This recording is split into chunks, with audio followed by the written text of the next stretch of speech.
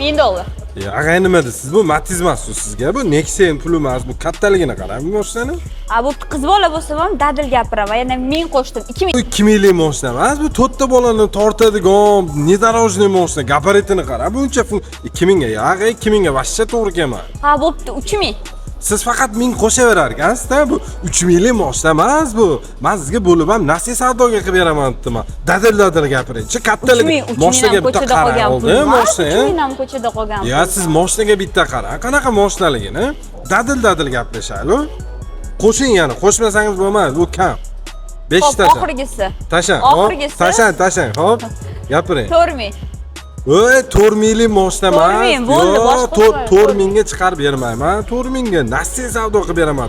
Kredit bo'lmayapti hozir yo'q. Nasiya savdoga. Qo'shing yana, gap bo'lishi mumkin emas. Mujikcha gapiring qancha? Oxirgisi mujik qarang, men bitta gap gapiraman.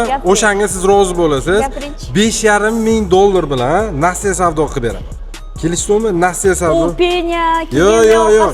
Hech qanaqa narsa penya, hech qayerga yugurmaysiz. Bitta pasportingiz o'zi yetadi. Nasiya savdo 5 yilgacha chiqazib beraman. Bo'ladimi, ma'qulmi?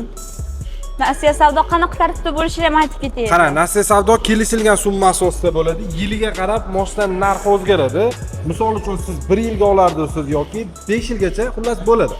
Balkim siz 2 yilga olardingiz, balkim 3 yilga. Xullas nasiya savdo kelishilgan summa asosida chiqazib beraman.